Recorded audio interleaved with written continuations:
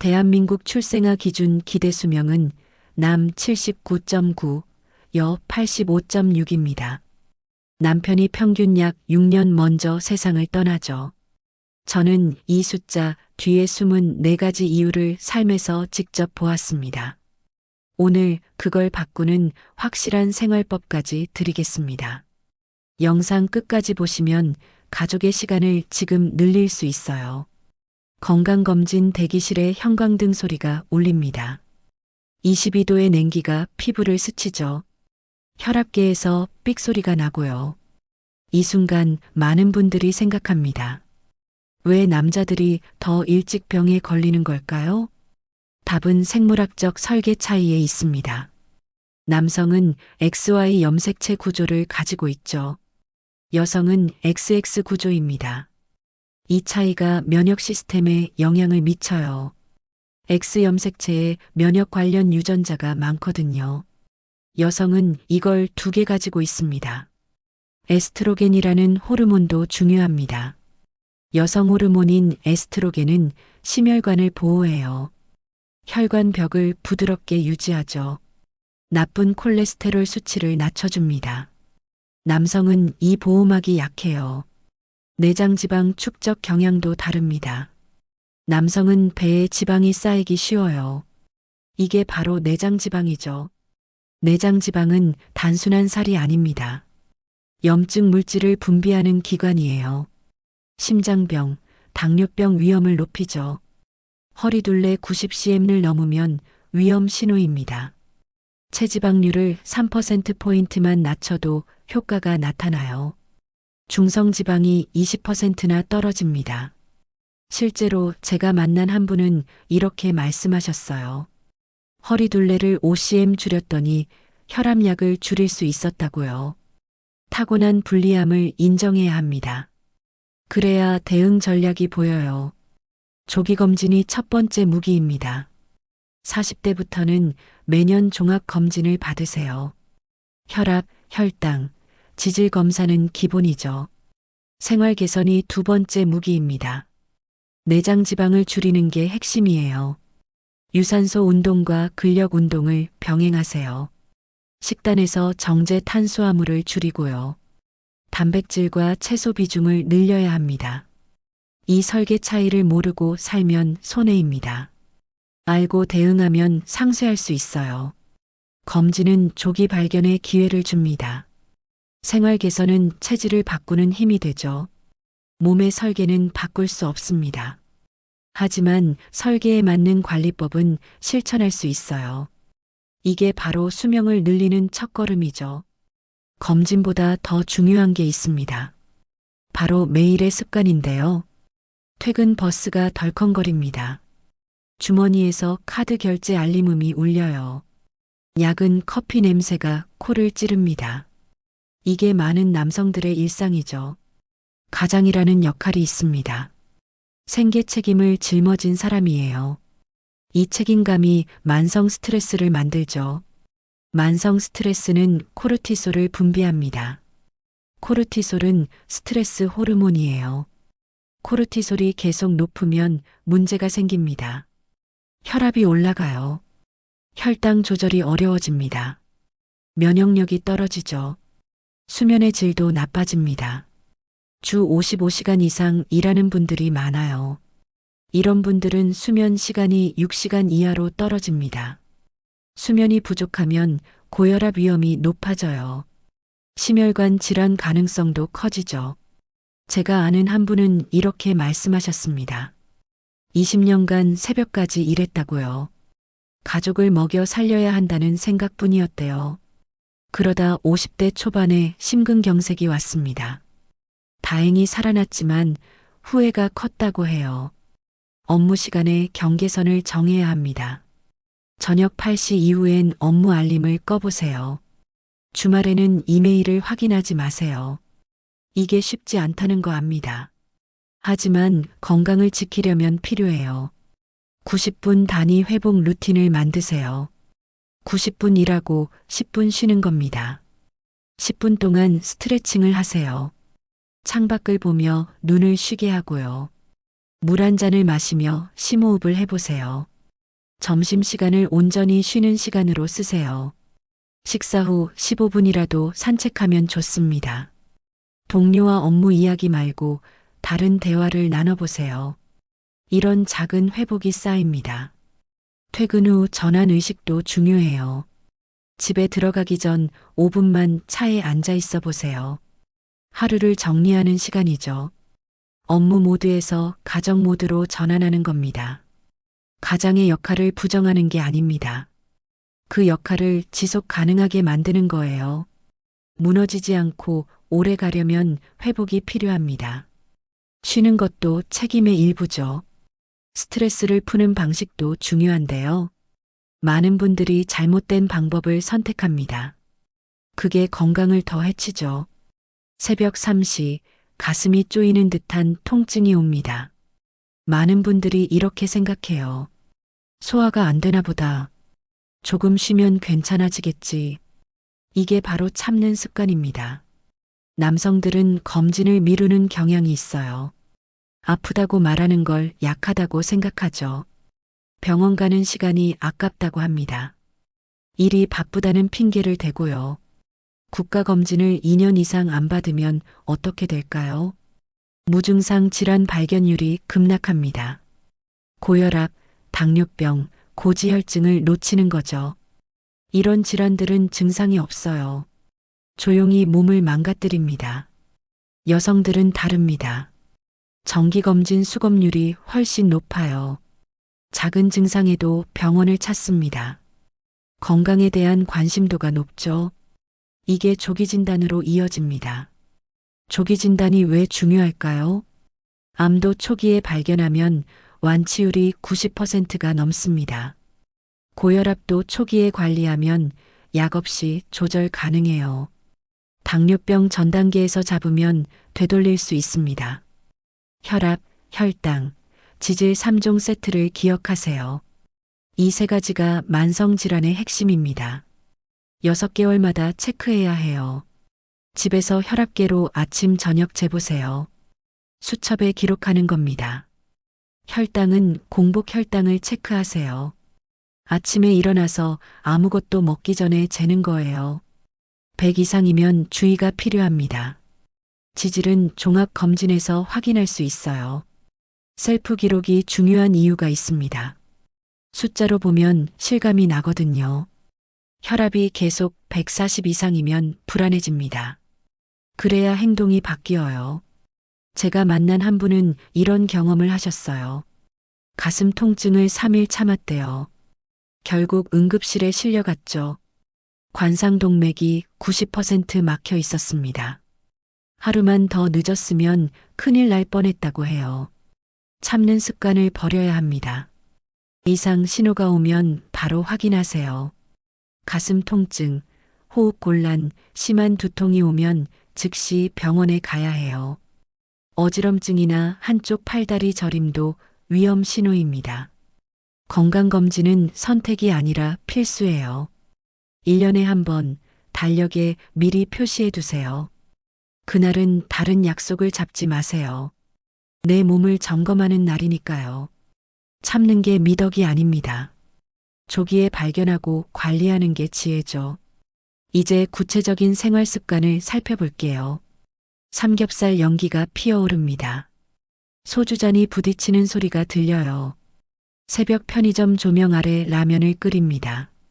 이게 많은 분들의 스트레스 해소법이죠. 담배, 술, 기름진 식사. 이 세 가지가 합쳐지면 위험합니다. 하나하나가 문제인데 세 개가 동시에 작용하면 더 심각해져요. 대사질환과 심뇌혈관 질환의 지름길입니다. 흡연부터 이야기해 볼게요. 담배 한 개비에는 4,000가지 화학물질이 들어 있습니다. 이 중 70가지가 발암물질이에요. 혈관을 수축시키고 혈압을 높입니다. 동맥 경화를 촉진하죠. 흡연자는 비흡연자보다 심근경색 위험이 2배입니다. 뇌졸중 위험은 3배예요. 폐암 위험은 15배나 높아집니다. 만성 폐쇄성 폐질환도 흔하게 생기죠. 술도 문제입니다. 적당한 음주는 괜찮다는 말이 있었어요. 하지만 최근 연구들은 다른 결과를 보여줍니다. 안전한 음주량은 없다는 거죠. 일주일에 14잔 이상 마시면 간이 손상됩니다.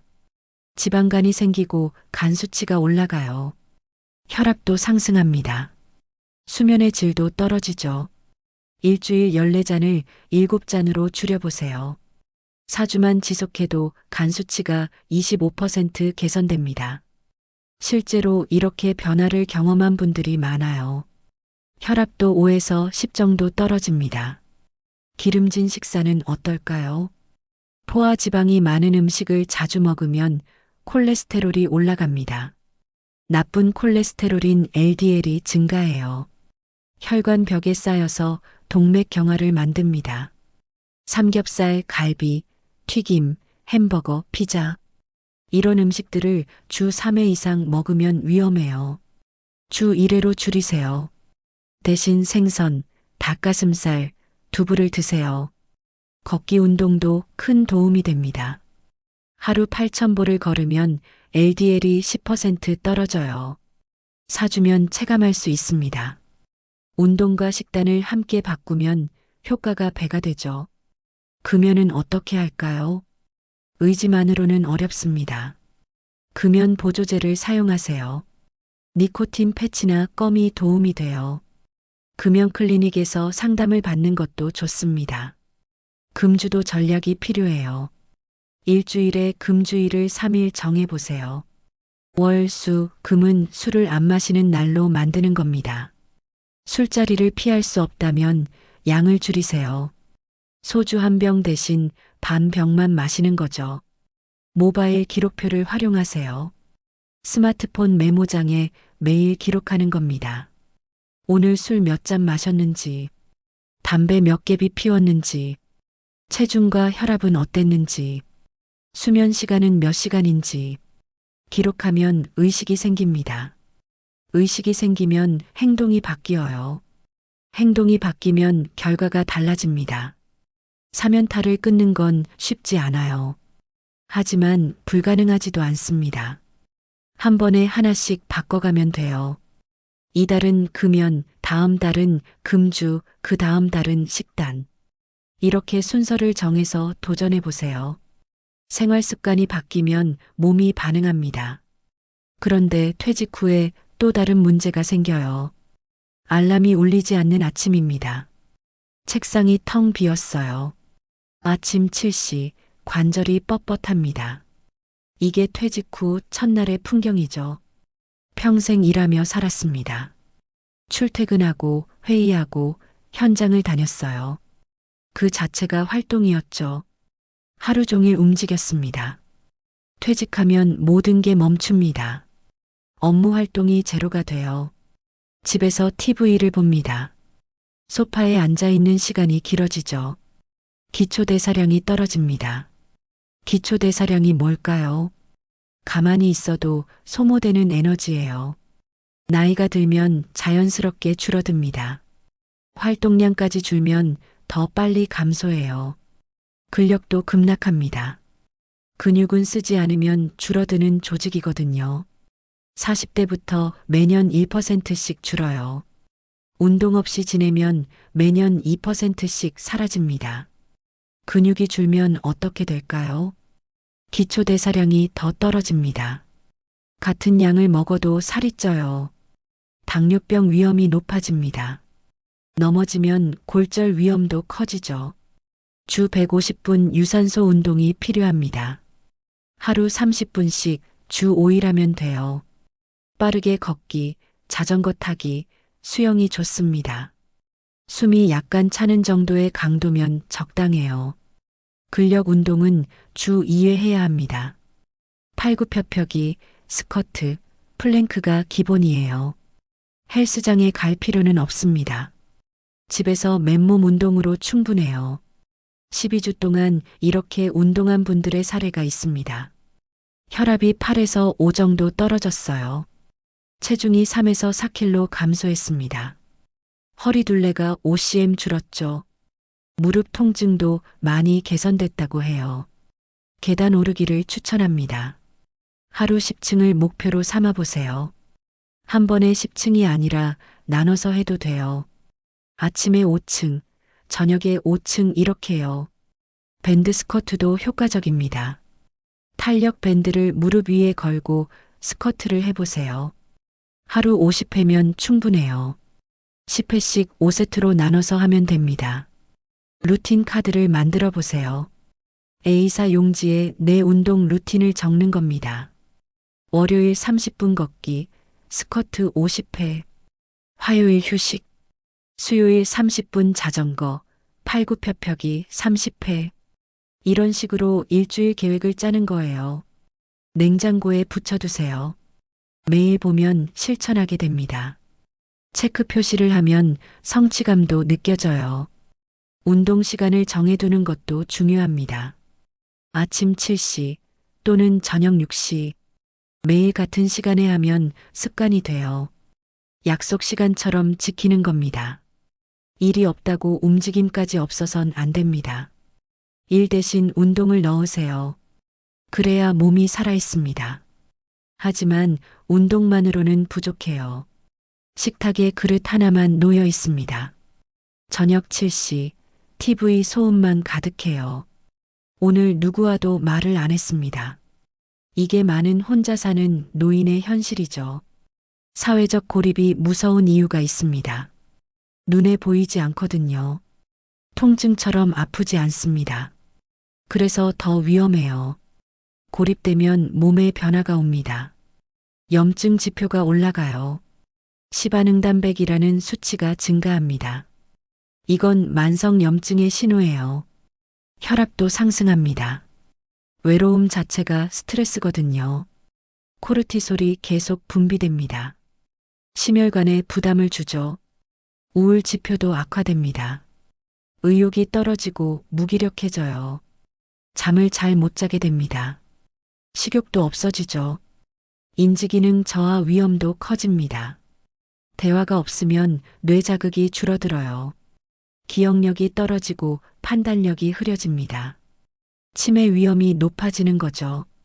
주 2회 모임을 6개월 지속한 분들의 변화가 있습니다. 우울감 지수가 30% 개선됐어요. 삶의 만족도가 올라갔습니다. 수면의 질도 좋아졌다고 해요. 20분 통화도 효과가 있습니다. 누군가와 이야기를 나누는 것만으로도 달라져요. 목소리를 듣고 감정을 나누는 겁니다. 이게 뇌를 자극하고 기분을 바꿔요. 관계 투두를 만들어 보세요. 할 일 목록처럼 관계도 계획하는 겁니다. 일주일에 전화 2통, 월요일 친구에게, 목요일 자녀에게 이렇게 구체적으로 정하세요. 모임도 일주일에 1회 고정하세요. 경로당이나 복지관 프로그램에 등록하는 겁니다. 동네 산책 모임도 좋아요. 같이 걷는 사람이 있으면 꾸준히 나가게 됩니다. 봉사활동을 한 달에 1회 해보세요. 복지관에서 식사 배식을 돕는 거예요. 도서관에서 책 정리를 할 수도 있습니다. 누군가를 돕는다는 느낌이 중요해요. 제가 만난 한 분은 이런 말씀을 하셨습니다. 혼자 살면서 우울증이 왔대요. 약을 먹어도 나아지지 않았죠. 그러다 자원봉사를 시작했습니다. 일주일에 2번 동네 도서관에서 책을 정리했어요. 3개월 후 우울증이 많이 좋아졌다고 합니다.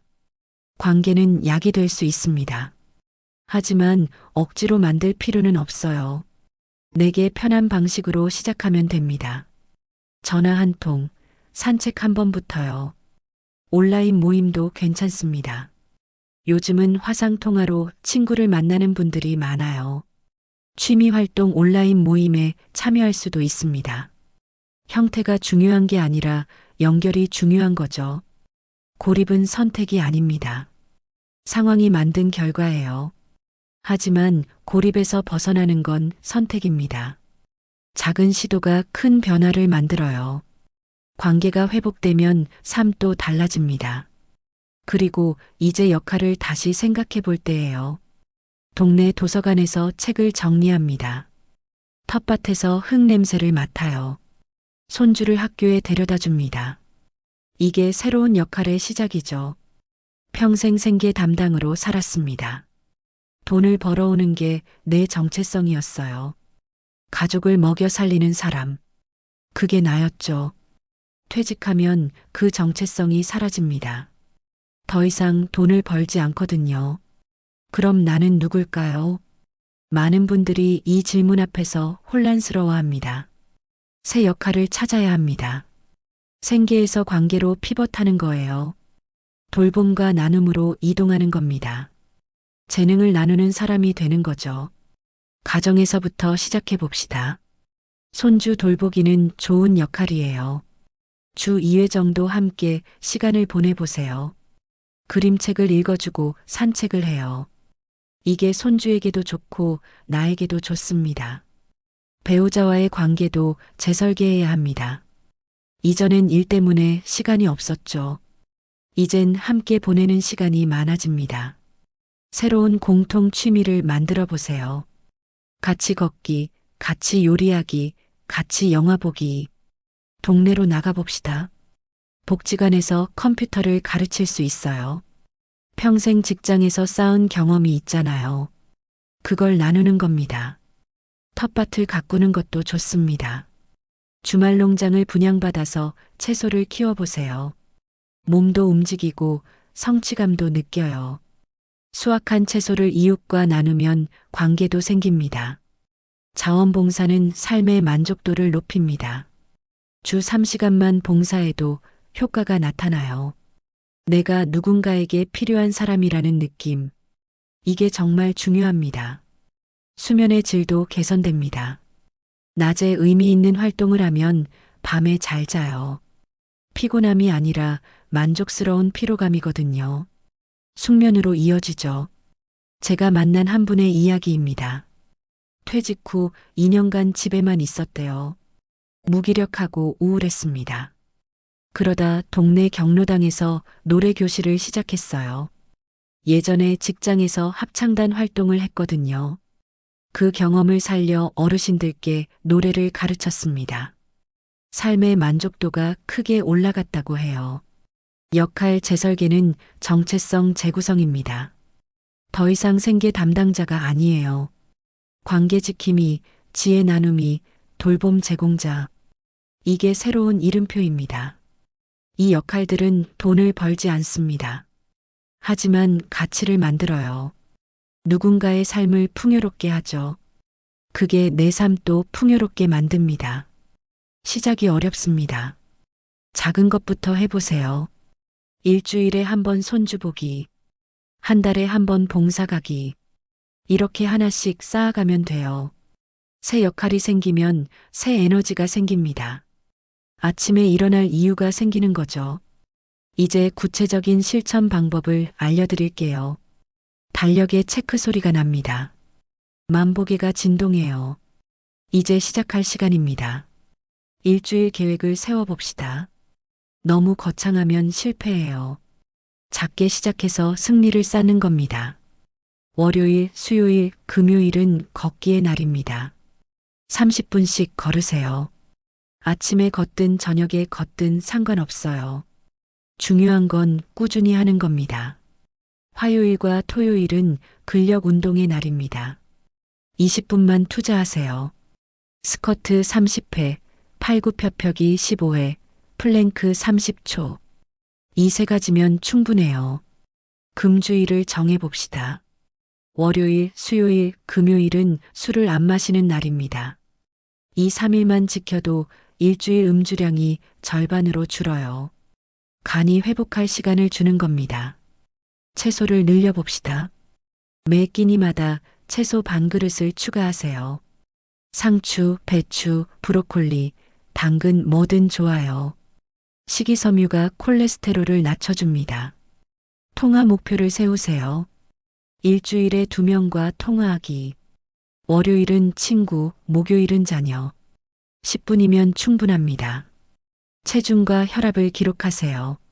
매일 아침 화장실 다녀온 후 체중을 재요. 혈압은 아침 저녁으로 재봅니다. 수첩에 적거나 스마트폰 메모에 기록하세요. 7일 후 변화를 확인해 봅시다. 체중이 0.5kg 줄었나요? 새벽 혈압이 5 정도 떨어졌나요? 이게 빠른 체감의 목표입니다.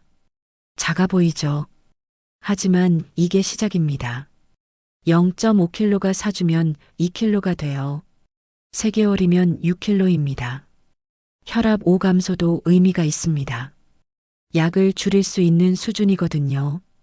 꾸준히 하면 약 없이도 조절 가능해요. 구체적인 루틴 예시를 드릴게요. 월요일 아침 7시 30분 걷기, 아침 혈압 재기, 점심엔 채소 반 그릇 추가, 저녁엔 체중 기록하기.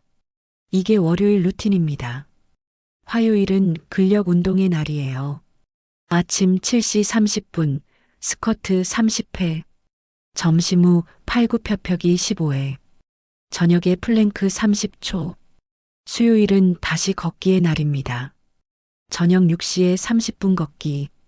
걸으면서 친구에게 전화해도 좋아요. 일석이조죠. 목요일은 휴식의 날입니다. 몸을 쉬게 해주세요. 대신 자녀에게 전화하는 날로 정해봅시다. 금요일은 걷기와 금주의 날입니다. 30분 걷고 술은 마시지 않아요. 채소는 계속 반 그릇씩 먹고요. 토요일은 근력 운동과 사회 활동의 날입니다. 아침에 근력 운동 20분, 오후엔 친구와 만나거나 모임에 가요. 일요일은 정리의 날입니다. 이번 주 기록을 돌아봐요. 체중 변화, 혈압 변화를 확인합니다. 다음 주 계획을 세우죠. 이 작은 승리를 4주만 연결해 보세요. 수치는 정직하게 변합니다.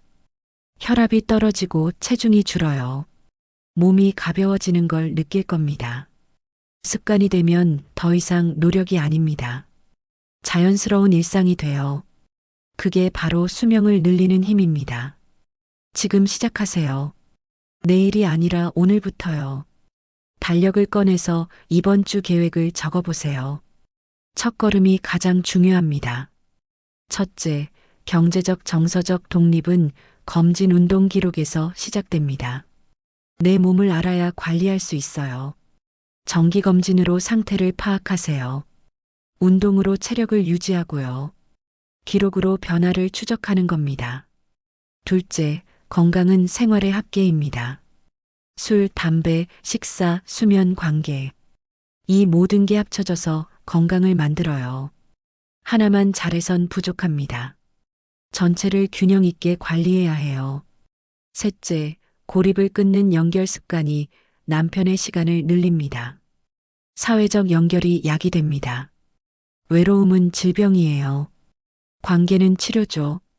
작은 연결이 큰 차이를 만듭니다.